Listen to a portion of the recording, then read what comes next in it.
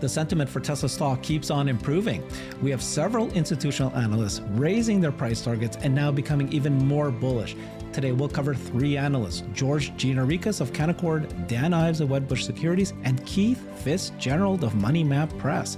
While both Dan and Keith are now separately saying that Tesla is the most undervalued AI play, George is saying Tesla has likely bottomed and is set to grow with new vehicle releases. So I've got Brian White joining us. He's with his own YouTube channel called FutureAza. Thanks, Brian. Great to be here. I did not see this coming, but Sure I am excited. Well, it was going to come eventually. I just, every quarter we see the same thing with very few exceptions. Bad news, good news, pretty good news. Stock is flat or down. Beat analyst expectations across the board. It's a face ripper, and I would not want to be short. Okay, well, we'll do another show on the shorts, but today we're talking about institutional analysts, and there are new ones coming on, starting to cover Tesla now, starting to buy it. And then there's to be fair, these three that we're talking about today, they have been Tesla bulls, but it is interesting whenever you see these analysts, they raise the price after the stock has jumped and they'll lower it when the stock falls. So it's not, how do you know what they're saying? But it's a way for us to know, how do institutional firms think of things, right? Yeah, it's like a dartboard. They will raise and lower it just based on what, like you said, what has already happened. They're very good at predicting the past. Yeah. All right, let's start with George Gianarikas of Canaccord. I've covered him a few times before.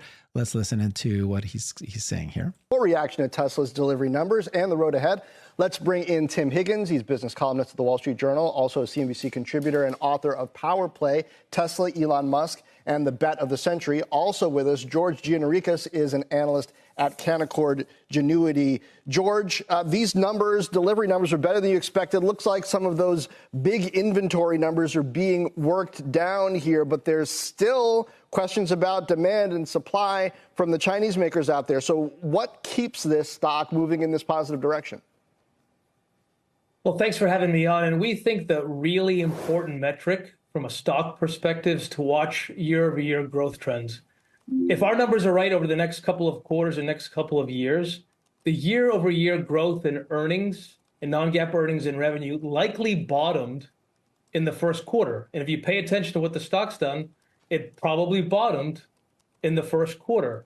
And what gives us a little bit of conviction that they probably will hit that 1.8 number and likely grow into next year is that they've promised to release new vehicles. We don't know what they'll look like towards the end of this year and into early next year. So that gives us some confidence and hope that they can continue that growth trajectory over the next several quarters. Okay. What's your thoughts on that?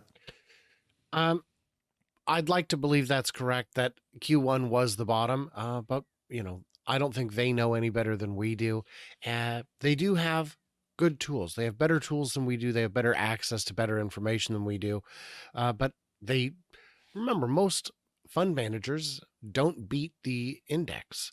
So if they're not beating the index, what are they doing all day except pushing numbers around in spreadsheets, hoping for something good to happen?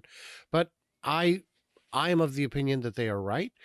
We did not see BYD surpass Tesla in BEV sales this quarter. Now, I've seen, well, they did pass them in plug car sales.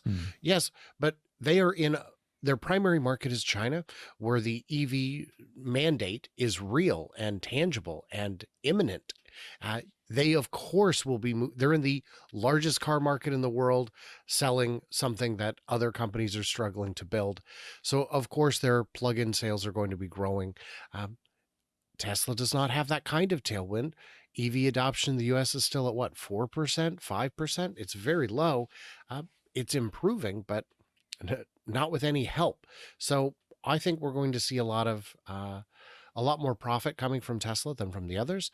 And profit is what you need to grow your business into the future.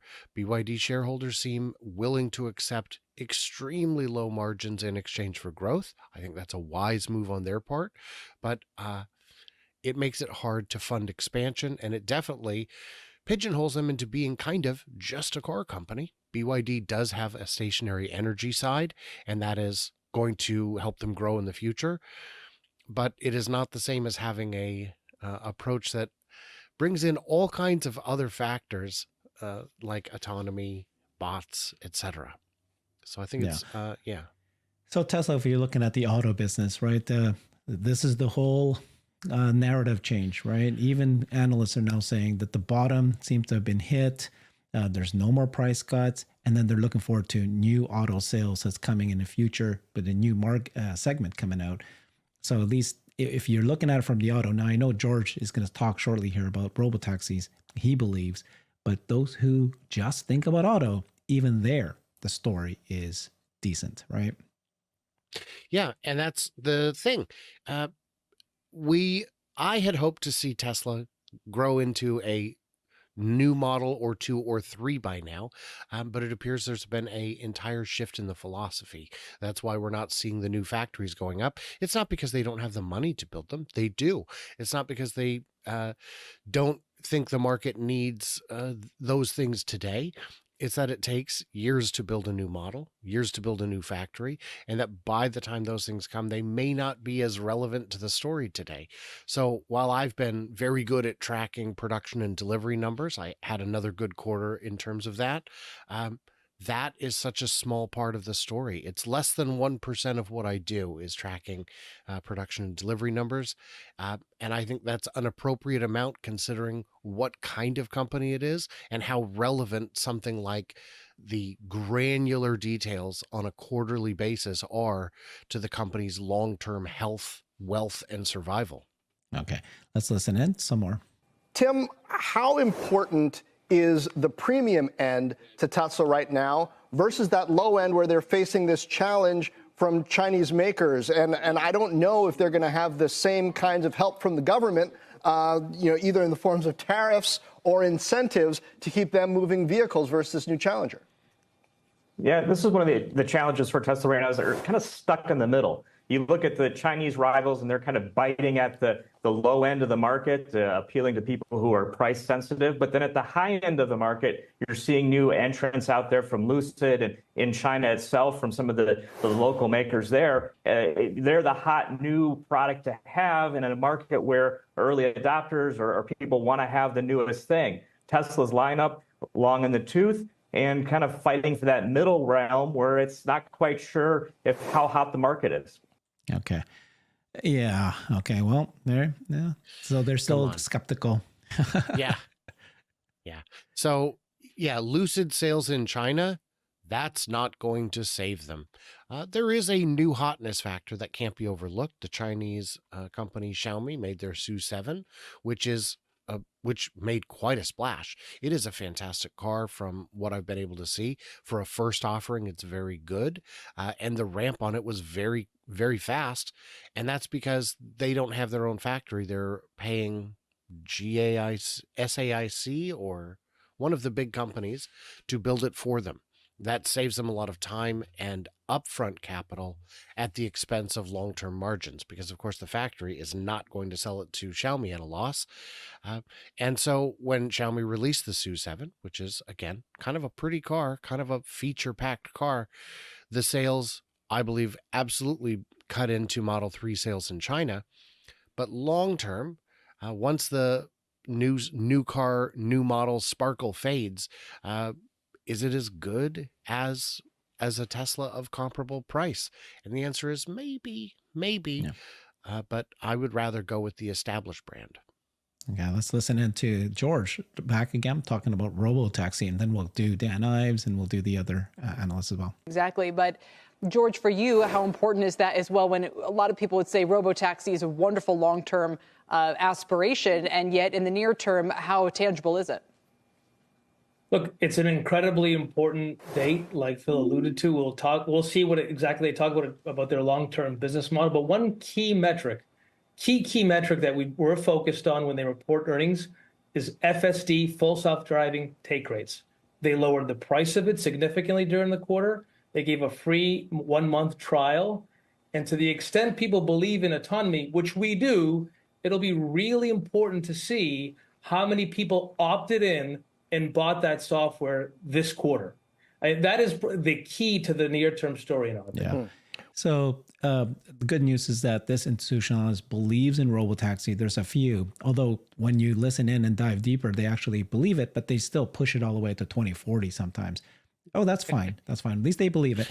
But then they're saying, okay, FSD. So, okay, for those who don't believe in robotaxi, maybe FSD take rate is the kind of the stepping step, the next step for them to latch onto. Yeah. Well, we believe in it, just not enough to actually give it any weight. And do you believe in it? Because if you believe in, forget Tesla's autonomy, just autonomy at all, you have to understand that training data is critical and difficult to acquire. If you and I today had a computer that had the perfect algorithm to do perfect driving, all we need to do is train it, we could not get the data. What we would need is to put a full sensor suite, perhaps, I don't know, 8, 10 cameras on a million cars and run them for years to gather the training data. Nobody can do that. All you would need a time machine to go back and actually install them. It's a costly add-on to any car. It is thousands of dollars per car that you'll have to add years before the system will be ready. That's what Tesla did. Ford has cameras. They do have connectivity. It's unclear if any of that data is actually usable to the training fleet and in what sense, because their 360 cameras are really more like for parking. They can go forward very effectively.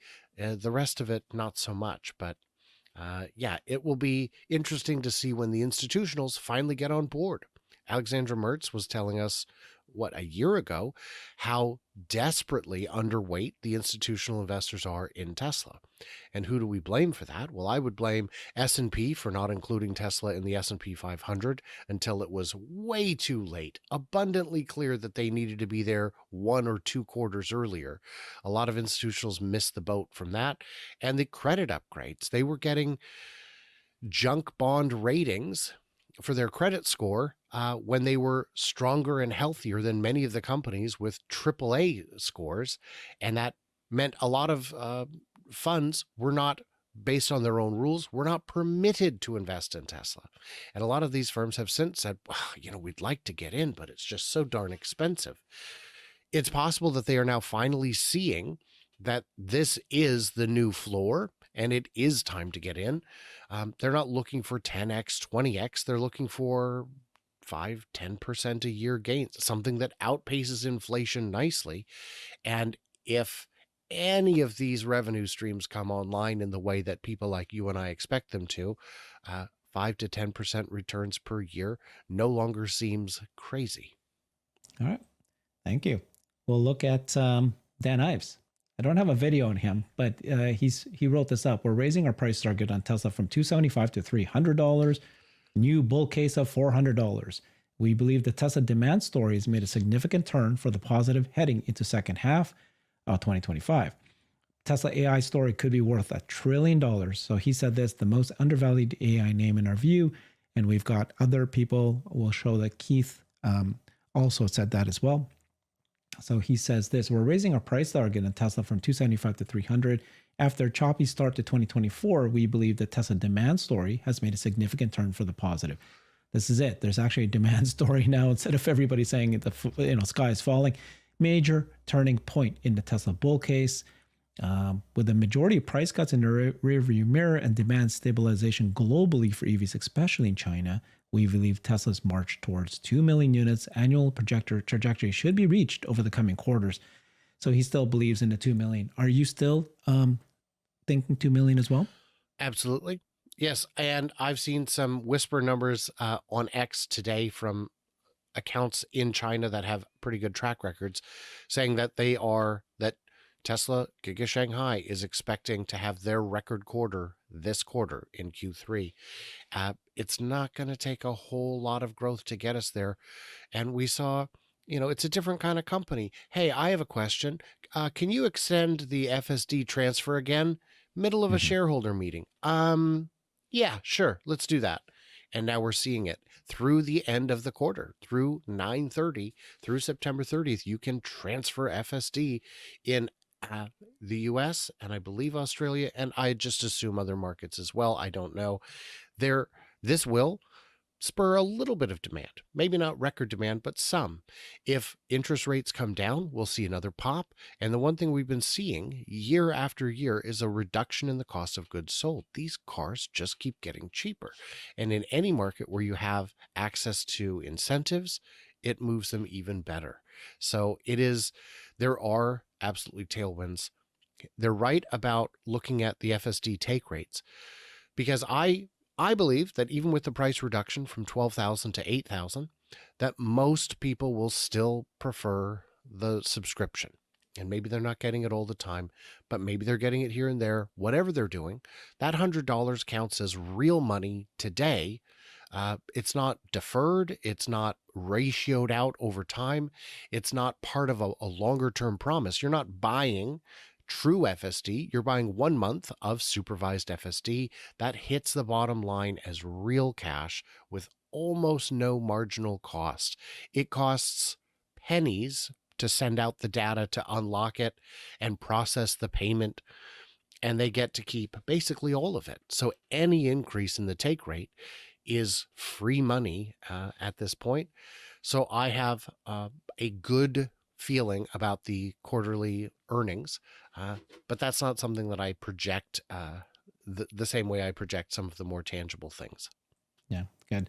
So while Dan Ives just raised it just $25 right when the stock jumped by $25, okay, but I think his point about the second half of 2025, that is where a lot of things are going to come.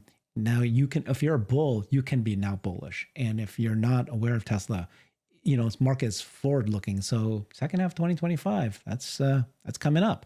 So people will start realizing things are going to start just accelerating significantly at that time. So let's take a look at this guy named Keith Fitz-Gerald. Keith is a well-known kind of investment guy, money market something. But Tesla is the best undervalued AI play right now. So I think the more people say that, the more that will become, more widely known, because it's really just so true. And this is the one that you want to get into because it's just not being valued yet. Keith remains bullish on Tesla, emphasized Tesla's the best undervalued AI play right now. He predicts Tesla stock could hit $300 per share next year. He believes investing in AI like Tesla's could give huge returns with $9 to $15 back for every dollar invested. He advises investors to manage their investments actively. Let's go ahead and listen into what he's saying. And Keith, I should mention as well, you're still bullish on Tesla, thinking this could be a $300 stock next year. Yes, I am. I think this stock is going to double or triple, maybe even more in the next few years. And again, we're early innings. Anybody who's thinking about this just in terms of cars is very smart, but I would encourage them to broaden their horizons significantly. This is about power. This is about robotics. I think it perhaps is the best undervalued AI play on the planet right now. And love him or hate him, Musk knows what he's doing. Okay. So he actually said 300, but then he said double or triple early next year. So, the price target is different than what he actually believes. So let's look at AI and what it is. Whenever there's a new technology, something disruptive, it can be hard to wrap your head around what it is. What am I seeing? With AI, the short answer is you're finding a computer program that can do something that a human can't do as well. So it's easy to understand, like you're saying, with cars. Yes, autonomy, cars, I get it. I can understand that. And it's going to be huge. It's very difficult. But like you said, there are so many other things. Again, if you and I made the perfect algorithm to predict short-term shifts in the energy market so that we could allocate megapacks more efficiently, we don't have megapacks to put them in. We don't have customers buying and selling power that would benefit from this. Tesla does. And they have that program. It's called Auto Bidder. It's already in the market. So if I'm Tesla and I'm selling a megapack and you're BYD and you're selling a competing product, it doesn't matter if the BYD pack is cheaper if mine is going to save vastly more money over time because I've got the better code running in it that can actually take this AI and turn it into dollars. And that's what I think we're seeing, is that Tesla has the hands-on part. They have the practical part. They have the where the rubber meets the road in ways that the competition is still trying to figure out, no matter how good their software may be. Yeah. And sometimes that takes a little bit longer, but then we are aware that it's there, and then eventually the world will be aware it's there because you're going to see it. You're going to see the actual Yes. revenue. Just like with the cars, Tesla already has the products to put them into. They don't need to finish the product and then build the product. It's just all there. Okay, let's listen to another analyst, Garrett Nelson from CFRA. He raised his price target again to 250. The growth that they've been talking about for a long time is really starting to show up in the numbers. This is what we just talked about. It's starting to show up in numbers, and that's why he's raising his target. Let's go ahead and listen into his talk. Make your case, sir. Sure. Thanks for having me. While everyone was focused on the auto delivery numbers they put out yesterday, the much bigger story was on the energy storage side. They just reported energy storage deployments of 9,400 megawatt hours in the second quarter. Now that was more than double the record high that they reported in Q1. And so while that segment is still a small percentage of the story, it was only 8% of total revenue in Q1. The growth that they've been talking about for a long time is really starting to show up in the numbers. And so I think that's a big reason why you saw that move in the stock yesterday, and then another move up here pre-market in the shares. So you're at 250. How much of that is based on actual sales? How much of that is based on this being a robo-taxi company in several years from now, if you believe that's going to be in the cards? Sure. The basis of the price target is 65 times our 2025 earnings estimate. But of course, if you look out beyond 2025, given the earnings growth we expect, the multiple is going to be much lower. And so, what Musk really succeeded at a few weeks ago at the annual shareholder meeting, it wasn't about issues with all the near-term headwinds with slowing EV demand, declining prices, and a painfully slow ramp up of the Cybertruck so far. That vehicle has been in production for 7 months now, and the volumes are still very, very, very low. But he really shifted the narrative more towards long-term market opportunities in energy storage, autonomous driving, AI, and robotics. And so I think ever since then, you've seen a lot of momentum on the upside with the stock. And really, all eyes are on the robo-taxi day on August 8th, much more important than yesterday's release or the earnings release on July 23rd. So is your gamble that you're going to get to robo-taxi day and you're going to see the stock fly? Or what's I was going to say, what's the upside and what's the downside piece of it at this moment? So the upside is that they finally unveil this mass market low price EV that Musk has been talking about for many years and people have been waiting for. Been talking about this for 6 or 7 years now.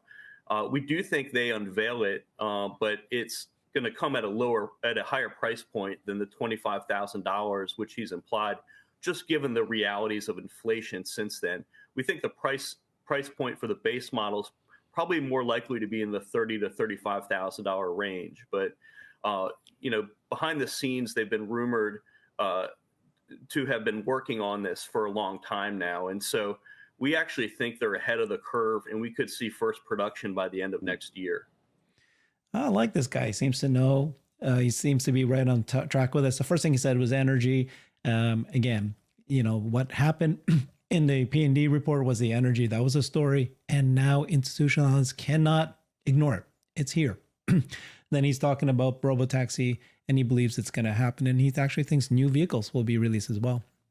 I, of course, disagree with some of his finer points, as you would expect, because you and I follow this much more closely. He analyzes more than just Tesla, and we are a little obsessed.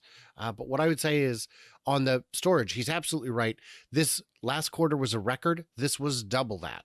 And we've been trying to tell some of the more negative Nancys that this is how it works. It takes time from the time you actually buy the goods to move them out the door. It could be months. It could be a year before you actually get paid the final payment, because the payment system is staggered.